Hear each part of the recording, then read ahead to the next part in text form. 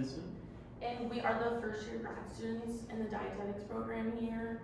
I know some of you. Vincent is new to the yeah. Do you guys want to go around the room and like say your name and your plans after graduation or something so we can get acquainted? Sure. You start off. I'm Selena, which we know each other. Yeah, we know each other. As you know, I got deployed, so I'm finishing up my senior semester this semester. I'm gonna wait to go to the grad program because I have this insane job right now. So. Yeah. Okay. Hi, I'm Alexis, and I'm going to be coming back here to get my master's. Yay! Love to hear it. I'm Lexi, and I want to go into like public health stuff. Okay. So like WIC and all that. Changing roots. Okay. I'm Lily, and I'll be back here. You'll be back. Get my master's. You'll be back. Yeah. Kayla. I'm Kayla, and I will also be back. Okay. I'm Christy. I'm taking a gap year and trying medical school. If not, I'll be back Ooh, here. good for you. Wait, did you guys get into the program yet? Yeah. Okay, congratulations. Okay. Well, we're teaching you about diabetes today. This is part of our internship. One of you guys might be in our spots next year. We get to go to diabetes camp this year as dietetic interns. I went to diabetes camp last year as a counselor. It was very fun, very rewarding. I highly recommend, but I will be referencing camp a lot today, so just warning you. So what is diabetes mellitus? It's a group of metabolic diseases characterized by prolonged high blood glucose concentrations mainly. There's type 1, type 2, and then gestational. Type 1 is the body attacks itself. It attacks the beta producing insulin cells, leading to little or no insulin production.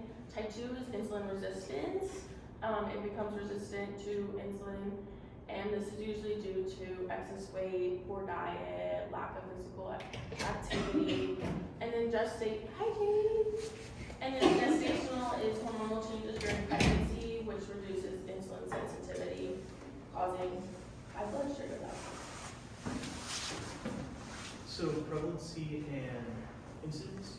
So about 10%, 10.5% of the US population lives with diabetes. In 2020, about 34.2 million, and that's all ages. So about 26.9 are diagnosed, and around 7.3 remain undiagnosed.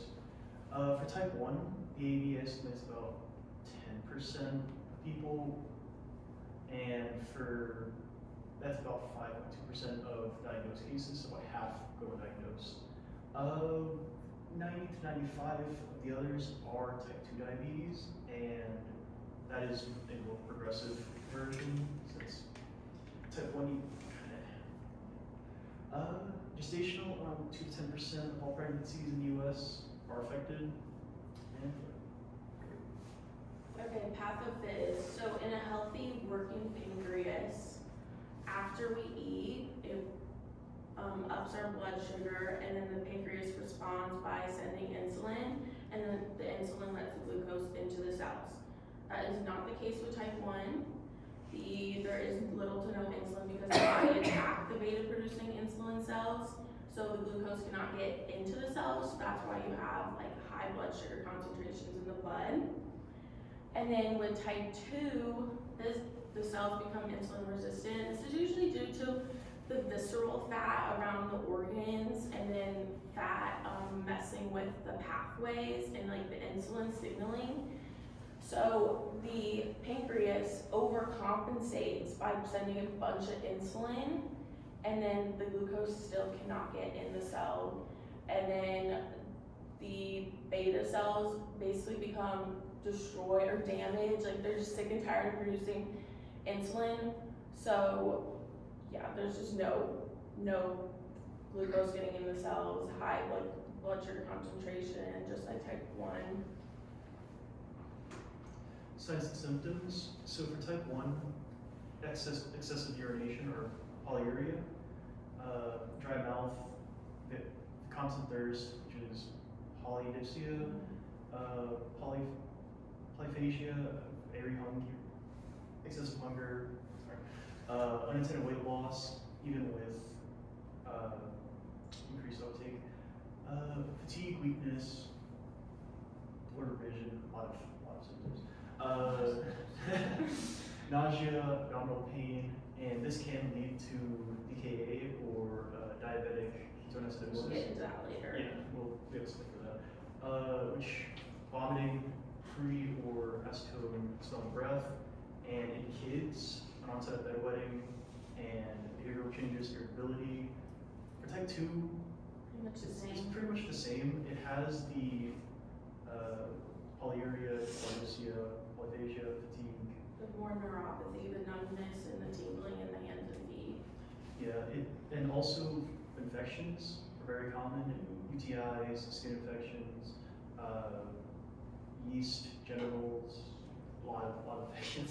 And then of course, like she said, the numbing, tinglingness in the limbs, hands and feet, and then early onset neuropathy. For gestational, symptoms aren't as showing. There's most of the time diagnosis is like from the doctor. You don't really get the same Yeah, no symptoms. symptoms. They just screen for it. Yeah, but sometimes, like in extreme cases, there's excessive thirst, urination, fatigue, and infections. I don't know if you guys have heard of that like glucose drink that pregnant women take. You know what I'm talking about? And apparently it's supposed to be like really disgusting. That's how they screen the women and test if they have gestational diabetes. So diagnosis, usually through blood tests, a fasting blood glucose of 125 on 2 different tests, or a single test of higher than 200. For A1C, it is 6.5 or higher on 2 tests, and it's better 2 to 3 months. Sometimes with a visit to the ER, since DKA can be pretty severe, the shortness of breath, confusion, and the free smelling acetone breath, it can cause death in very extreme cases, which is why most cases you do have to be hospitalized for it. Yeah, I feel like a lot of the time diagnosis is because they're admitted to the emergency room with TKA. Like the second year grad student, Kayla, wasn't it her blood sugar like 900 when she entered? It was something really extreme. Like she drank a sweet tea from McDonald's and then got put into a Wow.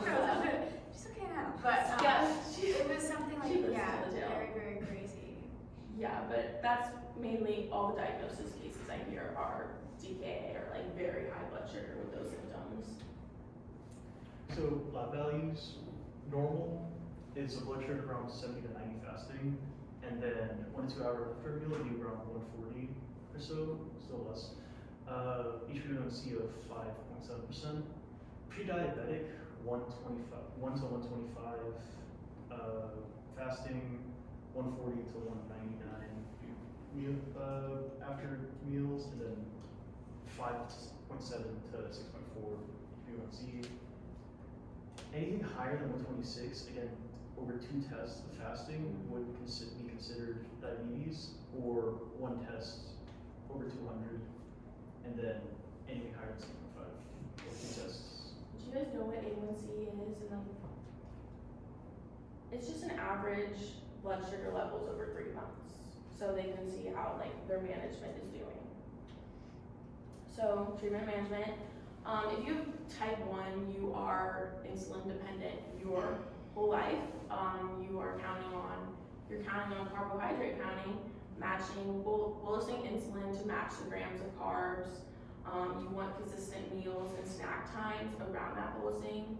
That helps prevent like the spikes and lows of blood sugar. And then you want to have physical activity that helps improve insulin sensitivity. And then you want to treat your highs and lows. For type 2, that can be reversed with diet and exercise.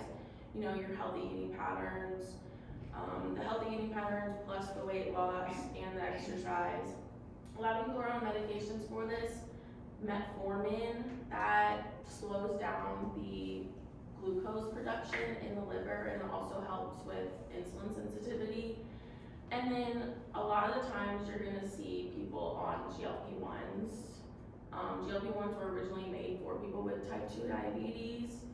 So in most cases, I feel like I hear about people with type 2 on GLP-1s. It helps with the weight loss, it slows gastric emptying, slows the blood sugar spikes, like all that. And then monitoring the A1C every 3 months.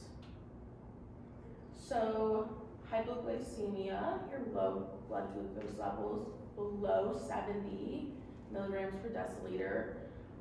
These symptoms are shaky, chills, irritable, confused, nauseous.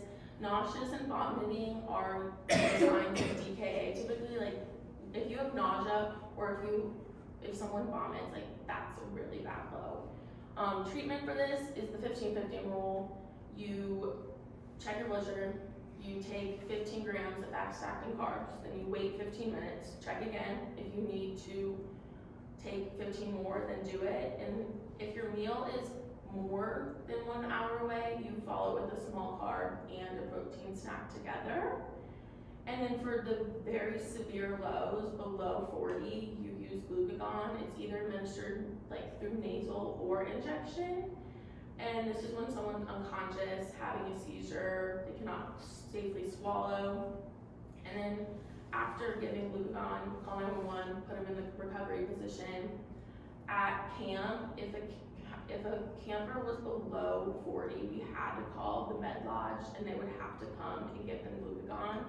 I had a girl that was like 39 milliliters per deciliter one time, and she was fully conscious and talking, and she couldn't take the glucose tablets, and she was okay.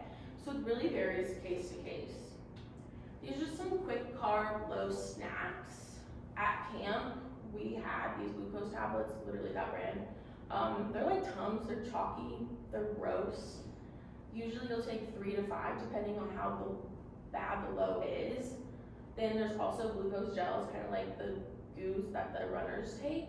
And then also at camp we had animal crackers, we had fruit snacks, we had Oreos. In a lot of cases with kids, you'll see Smarties or jelly beans because that's just more tolerable for them than chewing on some chalky tablets.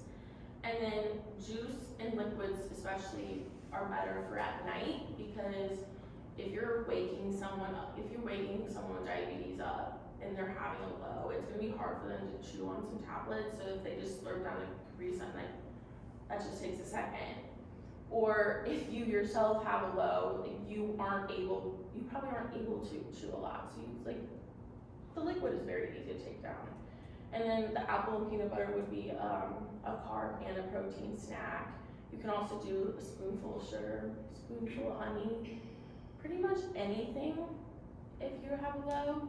I watch a lot of people on Instagram that have diabetes or that have kids with diabetes, and I hear some crazy stories about what foods they get into at night. And I just saw one the other day that they got into a can of sweetened condensed milk to treat one of their lows. I just think that's just crazy. That's just thick and I just know. So hyperglycemia, which is high blood sugar, anything typically above 180 milligrams per deciliter. Common symptoms: thirst, urination, frequently, fatigue, blurred vision, and headaches. They are at very high levels, similar to DKA, and which is like DKA being the overload of ketones in the blood, like insulin. And again, it can be life-threatening and usually does require hospitalization. So checking blood sugar regularly is really important, especially with type 2.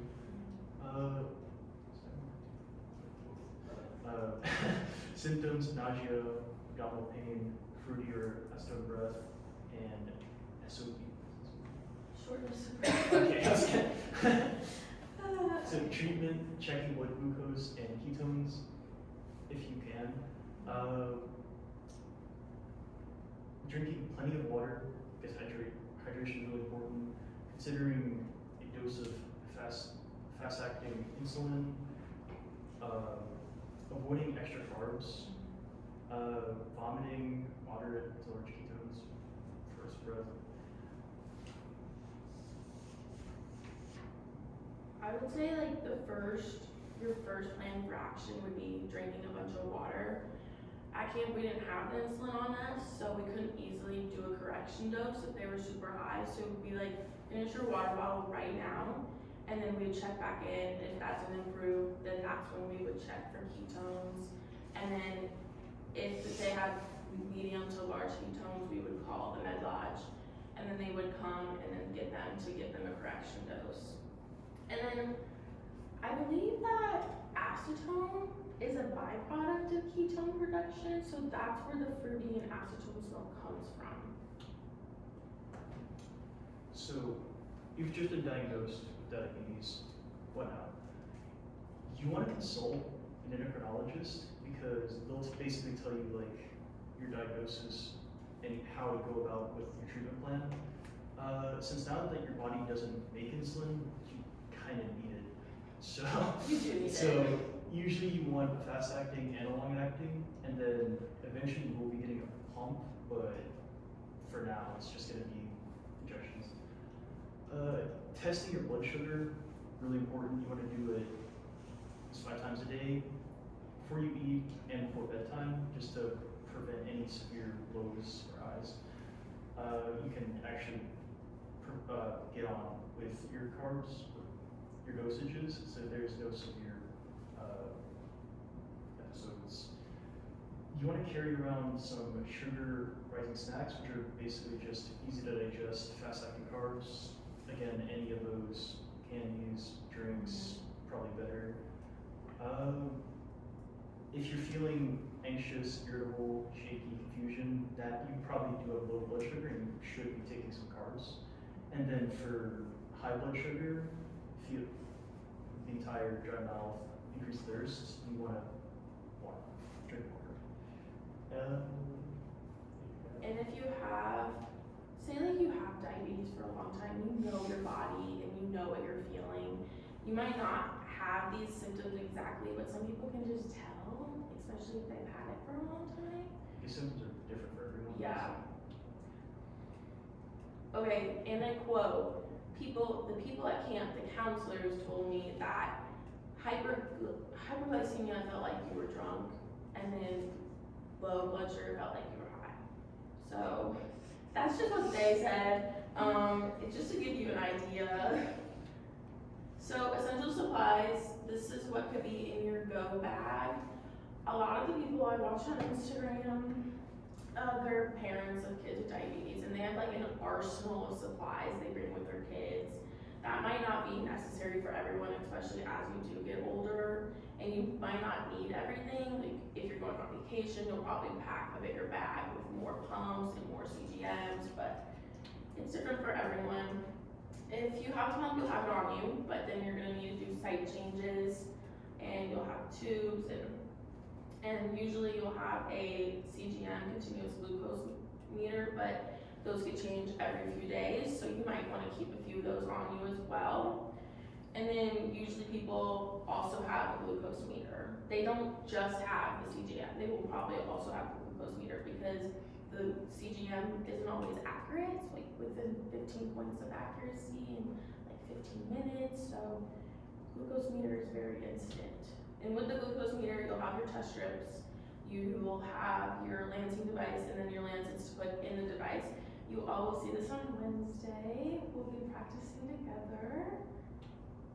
And then alcohol wipes, because people with diabetes are prone to infection. I will say that, again, people who've had it for a long time, and people I've seen, they're not always using wipes, but they should be using wipes.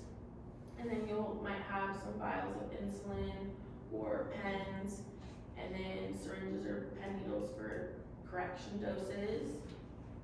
And if you do have that high blood sugar and those bad symptoms, that's when you'll test for ketones. It'll either be a strip, you pee on the strip, the darker the color, the larger the ketones are, there's also a ketone meter. It's just like you prick your finger, it's just like the glucometer. A girl at camp, she had a high blood sugar for a while, I would say, and she drank a lot of water. And I finally was like, okay, test for ketones. And I didn't think anything would come of it. Her pee came out that dark purple, and so we had to call the methodology, and they came and gave her a correction dose. And then for those extreme lows, you'll have glucagon or nasal glucagon. I'm not saying that everyone is carrying this stuff around, but it's good to have just in case. And then, yeah, also having those fast-acting carbs. And then I gave you a handout. We're gonna be making sharps containers together. We've been collecting laundry detergent containers for you guys to use, and then put your lancets in whenever you're done with them. And then at the end, you just tape them up. You put sharps container, like caution, do not open, tape it up real good, and you can just throw it away. So CGMs are continuous glucose monitors. They're little wearable devices, and usually they consistently measure your blood glucose. So a lot of the times you can just pull it up on your phone, and it'll just tell you like what it is, so you don't have to be constantly pricking your finger. Or it gives you that real-time data, and I think you said it was like Yeah, it was like within like 15 points of accuracy 15%, in so- like 15 minutes. But Wow. you'll know like if it's high or low, even if it's out of that range. It's really easy to use because it is an app oriented. I remember at one of my rotations for long-term care, they weren't taking one of the patients' blood or testing their blood every day, so she got one of the CGMs and she pulled it up on her phone. It was just normal, so we knew it was fine. Some common brands: Dexcom, Freestyle, Medtronic, Guardian, and then ever since I only heard the first two. So the Erwin trends tell you Like it's a the study. rate at which It's- your yeah. blood sugar is going up. Yeah. If it's double arrow, it's going up very fast. If it's just one arrow, it's like, okay, it's rising. Then it's like side arrow, and then you could be stable, or you could be double down arrows, and you gotta act fast. The line is your glucose over the last several hours, your shaded band is your target range. You can look at patterns and look at past patterns. Typical sensor sites. Okay, so with Dexcom G6s, I think they've stopped producing these as of like very recently, but those were more accurate than G7s. With G7s, I think you only have to use them on your arm. Before, you could do it on your belly, you could do it at any of those places, but because of the angle of the cannula or the needle, that's why it has to be on the arm, because the range of motion, if it was in your stomach, would be bad. Like, it's just not comfortable. This is a Dexcom at the top, okay? And then this down here is new. It's the Eversense. It's an implant. So they implant the like glucose monitor, okay, this little guy, and then they put the sensor over it. And because there's no like needle or cannula in the skin, you don't have to change the sensor as much. But the monitor stays in your arm for, I think, a year. I think that's cool, but I haven't heard great things about it or accuracy or people have had good experience with it. So insulin pumps, these are, again, they're really small, so they're easy to bring around, and they're basically just little devices that inject your insulin for you. Usually it's kind of like about size like a deck of cards, Matchbox. You just hook it onto your waist, and it you can set the amount you want to be injected, and it will just pump for you instead of having to dose it yourself. Some common brands, Tandem, T-Slim, and then Tandem came out with Mobi's recently. And then Omnipods, those are tubeless, okay? This is Omnipod up here. This is the I believe this is the Mobi, and then this is the Medtronic. Okay, so I would say the T-Slim's about the size of a deck of cards, but then the Omnipod is a lot smaller. I'm gonna say like this big. And the size kind of just depends on how much insulin is on board. So the T-Slim is gonna have a bigger insulin capacity than the Omnipod is. And then, yeah, so there's tubes, so your T-Slim, your Mobi will have tubes.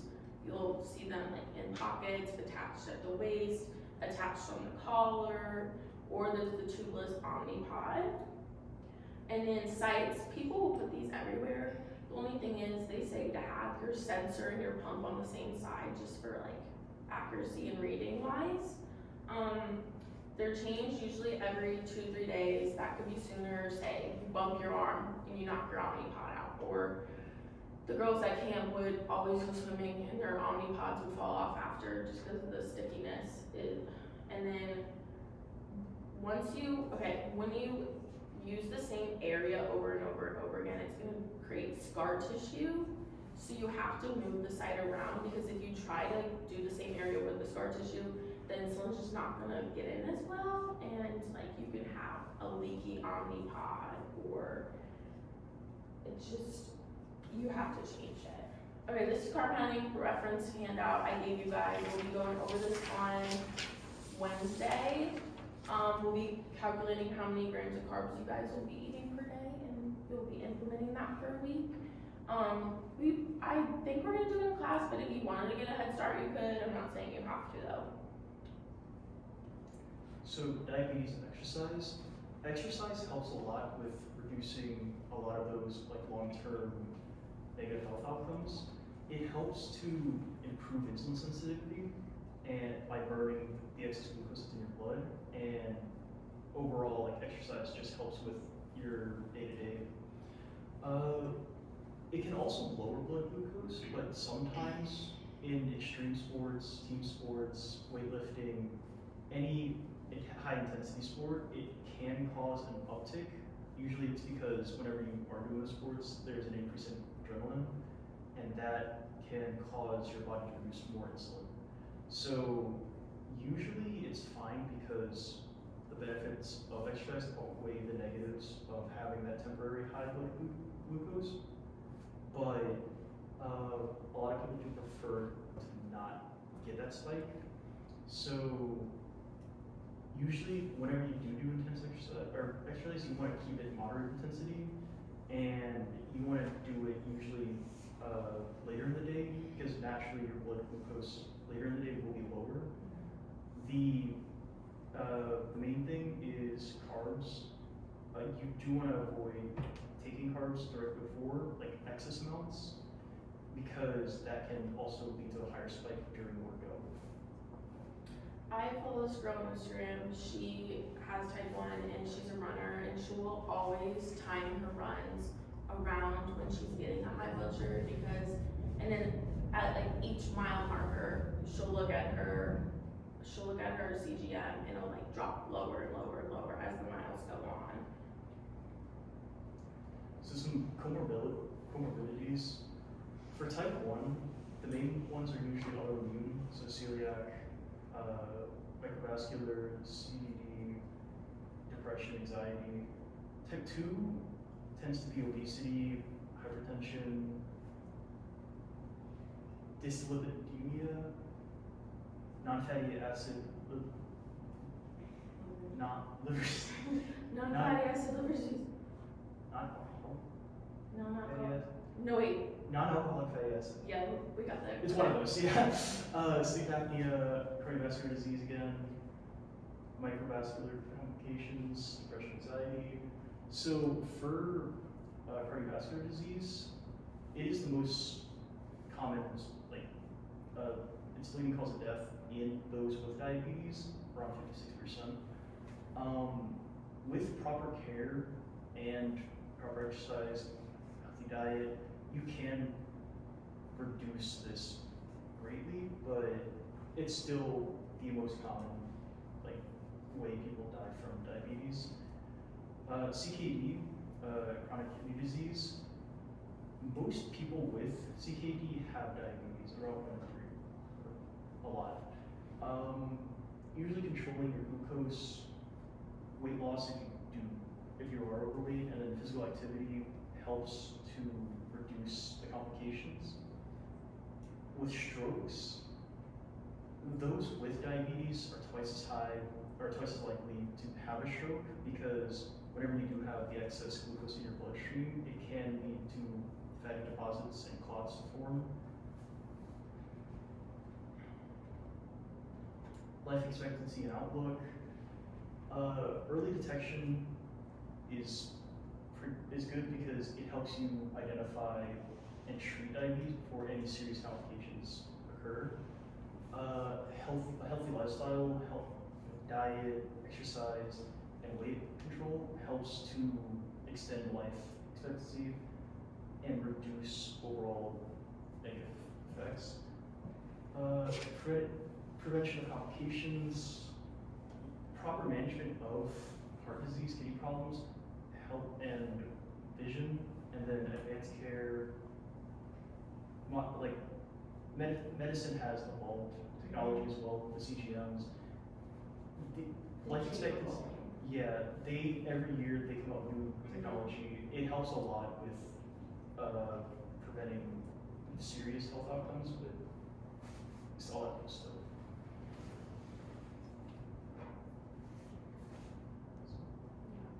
Complications. So the main one is neuropathy, which is severe nerve damage caused by damage to little capillaries, usually in the limbs, and this can lead to those infections, and in serious cases, amputation is required. About half the people with diabetes also have some form of nerve damage, and again, it is the most common complication. It's usually in the foot or skin. Those are also where those infections are. Oral, a lot of those with diabetes do have gum disease. The most common gingivitis and periodontitis. Whenever you have diabetes, it greatly enhances the body intensifies a lot of the immune responses. So this causes your gums to flare up. It causes swelling, bleeding. It hurts too a lot. But you lose some teeth, and that bad breath, a lot of breath, persistent bad breath does occur. For hearing, we don't exactly know why, but those with diabetes are twice as likely to have hearing loss. Again, there's no real mechanism for it. It's just a common occurrence.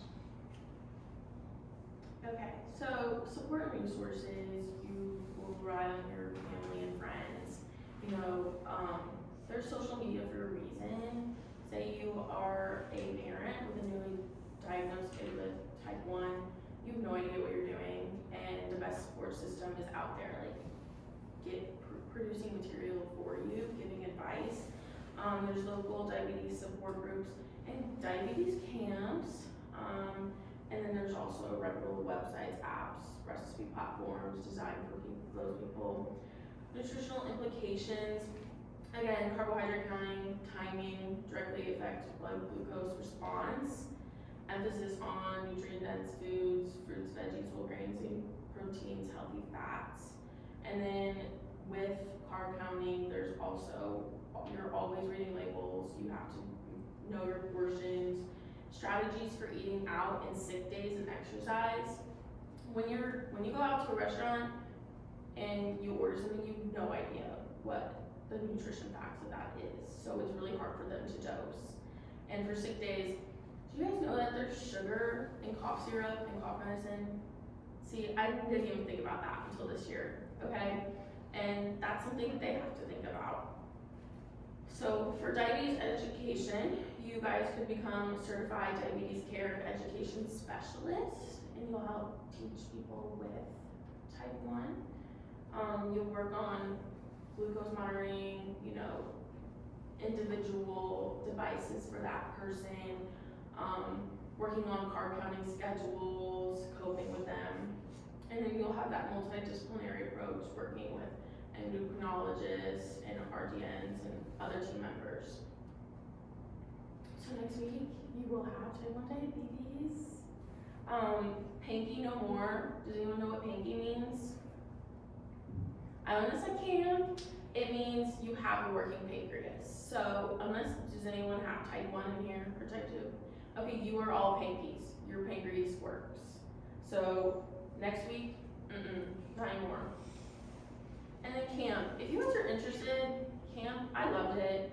It was a week of fun and adventure outdoors, and you get to help like educate and support these kids with diabetes, show them that they can do anything despite their disease. But if you want to be a counselor, we're gonna be there. I highly recommend. References, and thank you. Does anyone have any questions? Any questions at all? Anything that pops in your head? Okay, we'll also have time for questions on Wednesday too. So if you guys think of anything, please write it down and we'll help you. You cut.